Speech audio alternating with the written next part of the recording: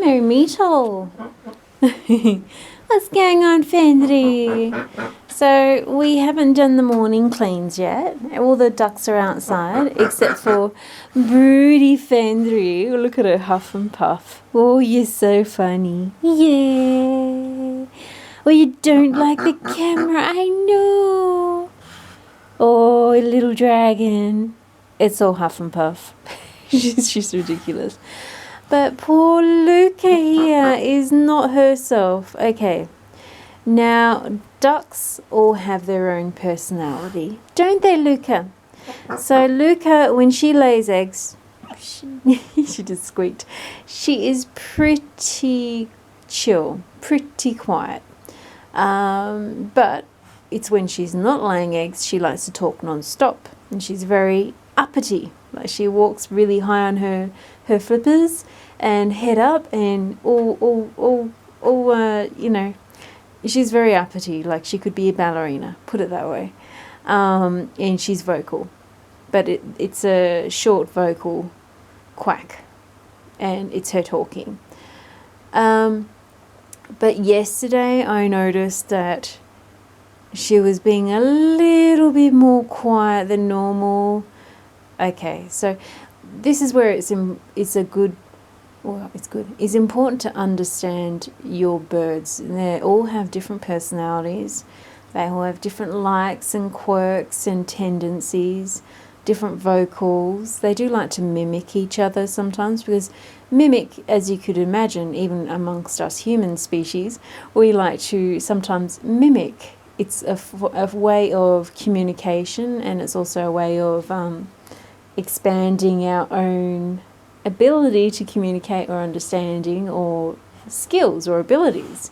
And for ducks, it's a lot of it's fun and play, but it's also the more skills and the more awareness and the more apt you are, the better chances of survival you have. But it's also fun. They have personalities. They have little souls. But anyway, so I noticed she was a little bit quiet. And a couple of hours later, when I went out, I nearly had a heart attack. I saw her. If you've never seen an Australian magpie, when it's hot, they lie on the ground with their wings outstretched, look like they've been nailed to a cross or something on the ground. And they're just cooling. They've got their bellies completely pressed to the ground to cool down. That's what she was like. And I'm like, oh my gosh, I just picked her up straight away and sort of held her and sort of, gently pat her neck and belly, and as I had her in my arm. So I had her in my left arm and just stroking her with the other arm.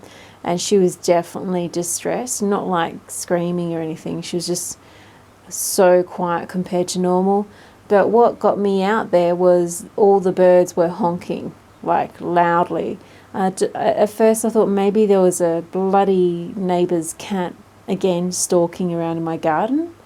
But I couldn't see anything. I looked everywhere. So it could have been that, and it scared her and got everyone upset. But the thing is, she's really showing signs of being egg-bound. Now, I've not dealt with being ducks or any bird being egg-bound before. So the problem with being egg-bound, though, is that you can lose your bird within 2 days of them being egg-bound. And then sometimes it can actually pass by itself. So basically, what makes me think that? Okay, so I'll tell you what I'm doing now as well with her. So when they lay their eggs, if you watch the girls, they tend to, oh, Fenry, look at you. You don't like the camera. It's okay, silly McGee. So the tails usually are sticking up. Not as much as the boys with the moustaches on their tails, but the girls, they're generally pointing up the feathers. Now, when they're laying eggs, they pump them up and down, their feathers or their tail. And this is a way to help them get the egg out. They're trying to pump the egg out. So when a female duck or a hen, for duck purposes, is walking around with her tail sticking down or pumping it and then it's sticking down, that's usually a sign and an indicator of being egg bound, which is what Leuka was doing. And then the other sign, which at first you might think, oh no, she's injured her leg. She could have injured her leg, we don't know yet. But the being egg bound is more serious. I mean, an injured leg can heal. Egg bound, it's something different. They can't really deal with that stress usually for more than a couple of days. So we're in day 24 hours later, I guess you could say, if that, probably 20 hours later. So basically, one of the things now, because of my previous career as being a specialist in sports conditioning and post-fitness rehab, and my specialist in performance nutrition, training athletes and myself and being an athlete for over 25 years.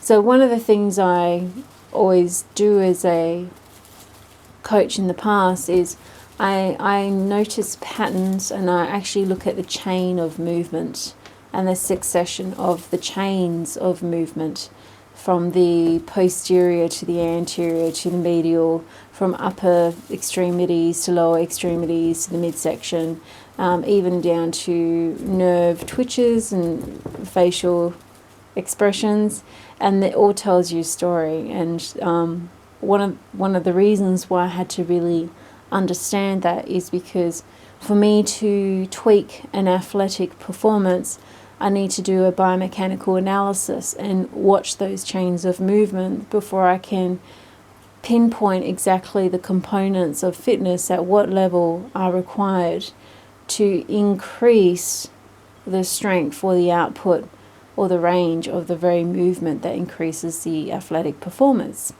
So I know from observation different types of movement in pain as well, whether they're neurological nerve, whether it's inflammatory muscle, tendon. I can generally pick that out in discomfort movements. So one of the things with ducks when they're egg bound, you'll notice one or two of their legs will start going lame. So they'll stand up okay, they'll go to do their thing, and then boom, they just collapse and drop down there. And just before they do, if you really pay attention, there's like a little tiny bit of a spasm or a nerve, boom, then down they go. And that is because the egg that's inbound is pressing on the pelvis, which again affects the ability for the legs to be functioning properly through the nervous or the central nervous system in the communication and feedback loop. So that's the other thing I noticed, and she's out again like that today. Last night I put her in here with everybody, and I was hoping that by the morning she'd have passed the egg out. But she hadn't. She's currently sitting on her egg, but it's not her egg, it's Bella's. Because for a moment I thought maybe she's starting to get broody. Again, all ducks are different.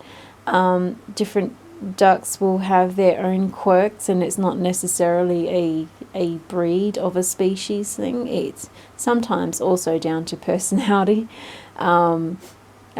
Sigrid and Fendry are like night and day in their broody temperament. Fendry here just huffs and puffs when she wants something, and she also huffs and puffs when she's happy, and she also huffs and puffs when she's annoyed. So you don't know what's the difference. So you just oh, you poor thing, regardless. Whereas Sigrid was just an absolute cutie, just wagging the tail non-stop and making whimpering noises like, woo.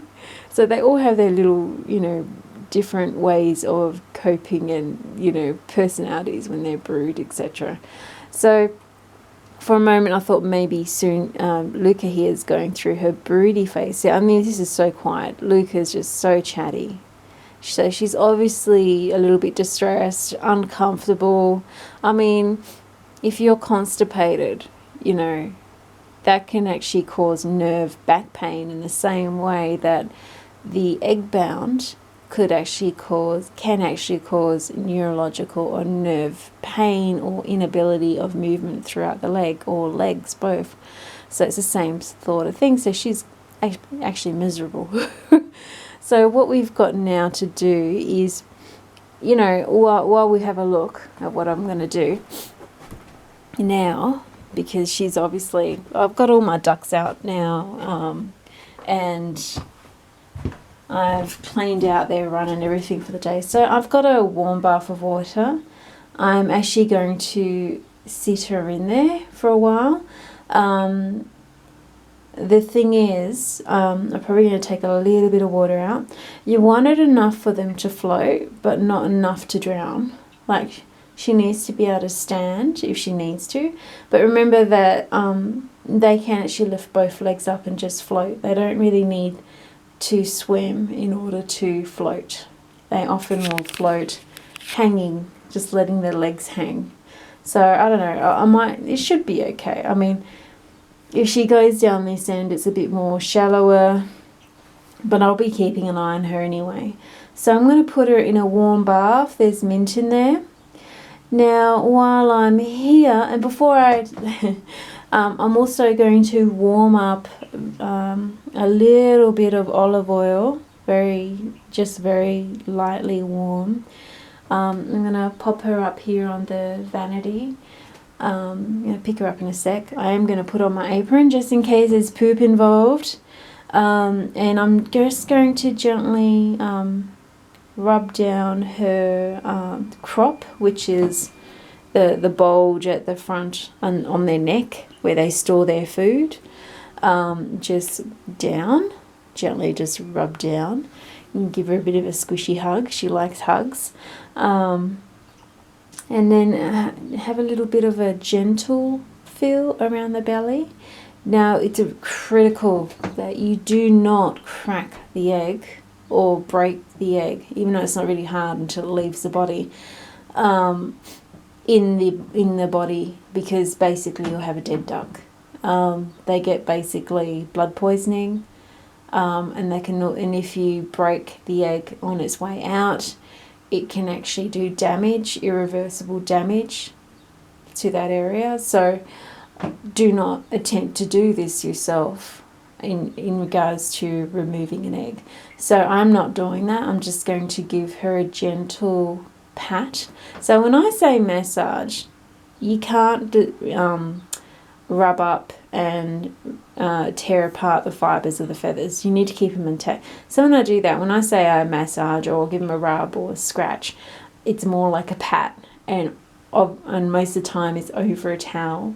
So I put a towel over and I pat them, and it's like this is my version of rubbing, is just that gentle pressing. So almost like palpitations, I guess, if you like.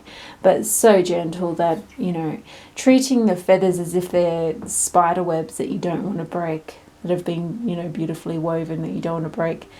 That's what I mean.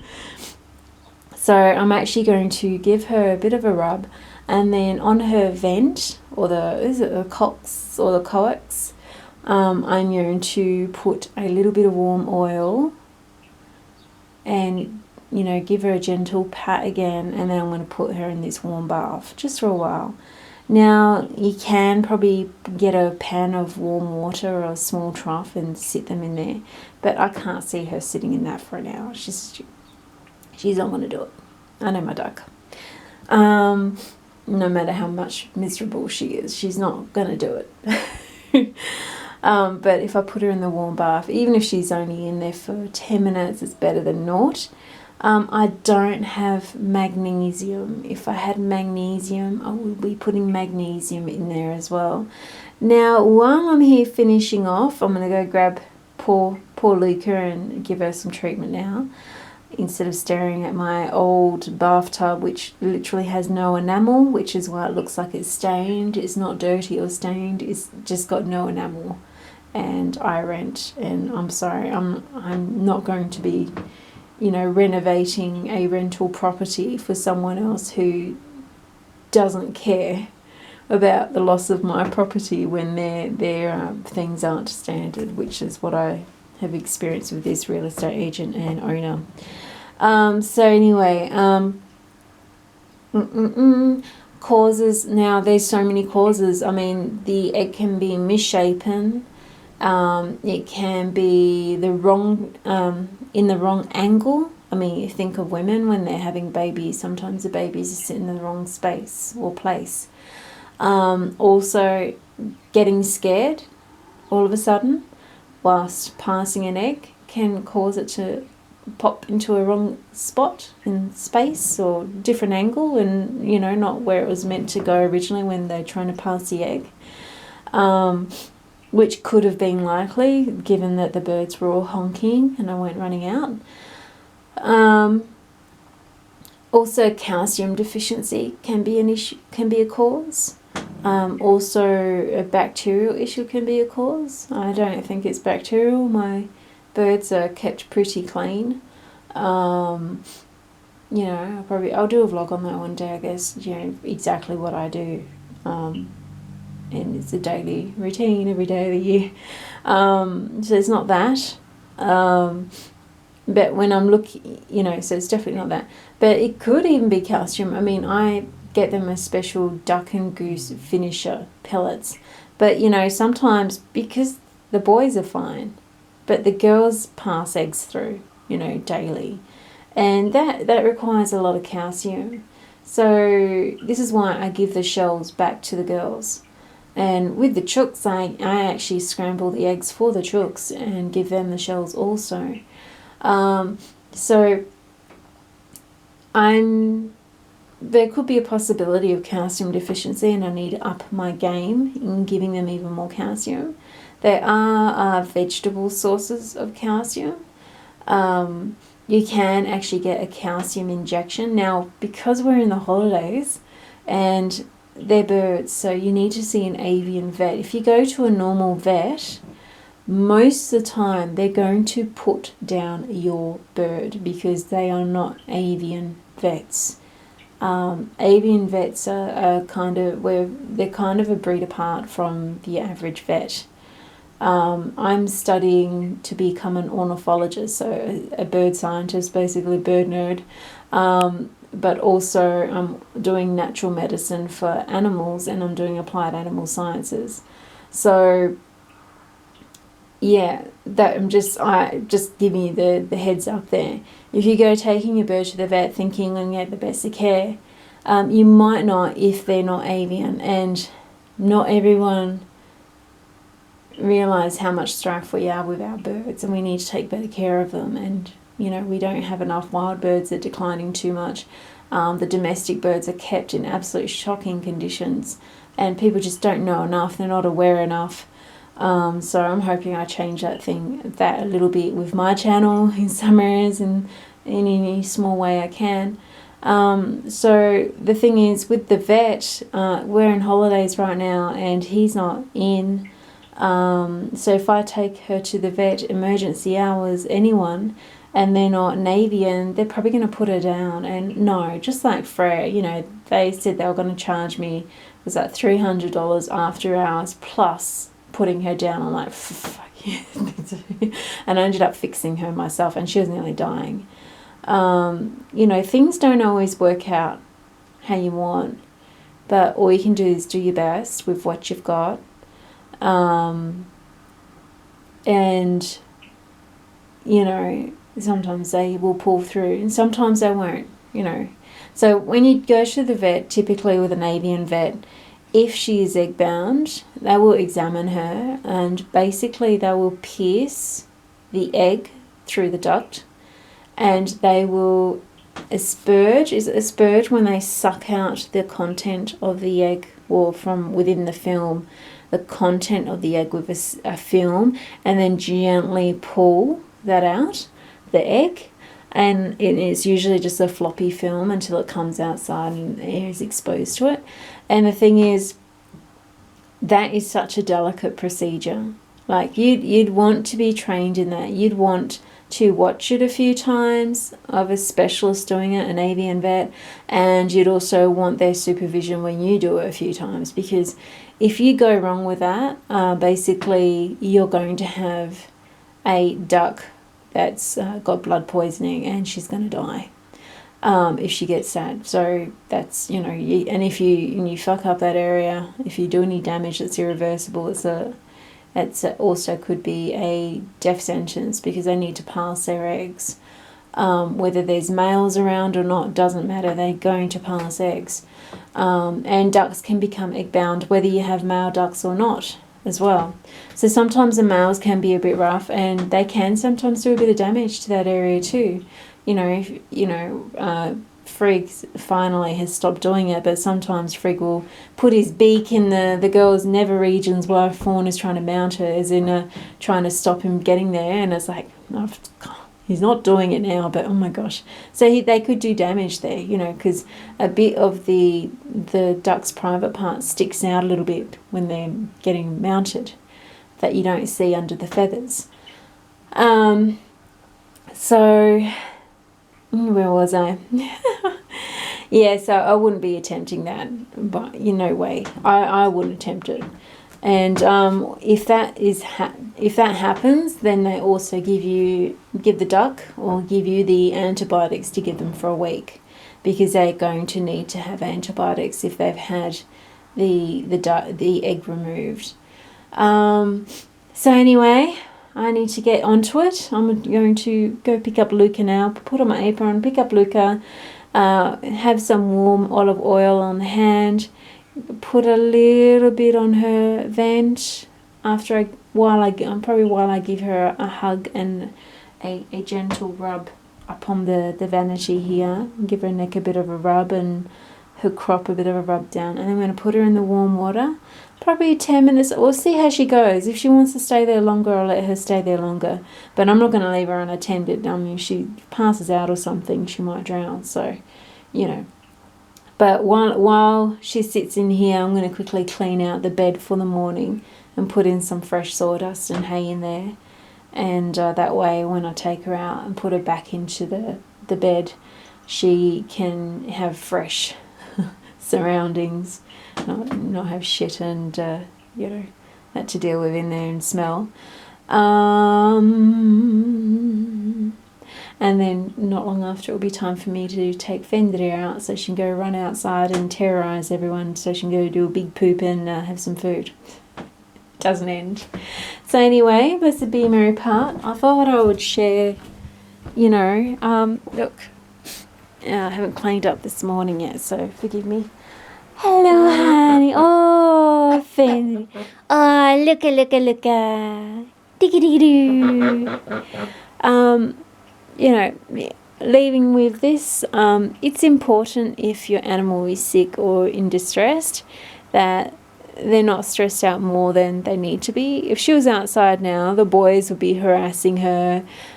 She'd want to, muzzle about with everyone else and digging, and she's just not up to that right now. She just needs to relax and rest.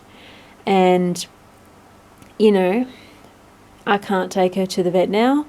The hours, the Avian vet's not in. If I take her in now, they'll put her down. The average vet does not know how to help a duck who is egg bound. They don't have practice in removing an egg bound egg. It's basically surgery, yeah? So let that sink in. And unless you've done it yourself and you've seen a vet do it a few times and you've had a vet watch you do it for the first time at least, I would not be doing it. And it's a very delicate procedure though. But the upside is when you know how to do it properly, and you can 100% ascertain that's the issue when you do an examination, the benefit of being able to do that yourself is you obviously have a better rapport with your animals than a stranger. So their ability to trust you helps things go along a little bit better. Do you know what I'm saying? Anyway, blessed be Mary Part. Wish me and Leuka luck. Well, wish Leuka luck. Oh, my poor girl. I will note as well, it's a good thing to do to keep them warm, to raise the temperature a little bit of the surround. So I'm actually going to put on my heater and the bath is warm. And when I clean out the bedding, it's actually going to be a little bit more warm for them as well. I don't have a heat lamp. I was using a lamp with just a heat lamp attached to it when I had the ducks brooding, but I want to get a proper caged one. And one thing I also don't have is a heating mat for seeds. If you have a heating mat for seeds, that would be perfect. Or actually, I might get my hot water bottle. Yay, that's an idea. Get the hot water bottle, put a plastic cover over it, and lie underneath the hay where she's going to sit like that or sleep, and the warmth on that on her belly will also help. Smart thinking, 99.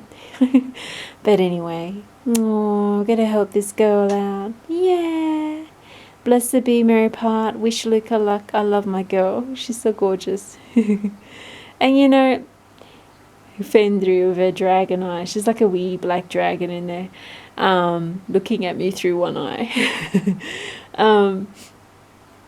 When you go through things like this with your animals, you know, people are so dismissive of birds. They treat them as they're stupid and don't feel and don't have souls and they're not feeling and don't have intelligence and a bond with their owners when their owners look after them. And, you know, it's really frustrating. But every time you go through something like this with any of your animals, it's also an opportunity that you get to have a closer bond to your animal, and you reinforce trust when you help them. And even when you aren't able to help them, just being there in their final moments. You know, humanity has a lot to learn and a lot to make up for what it does to animals. So you can, if you're guilty of that, okay, you start small. You start with birds. Without birds, we'd have no trees and we'd have no plants, literally. Blessed be and Mary Part.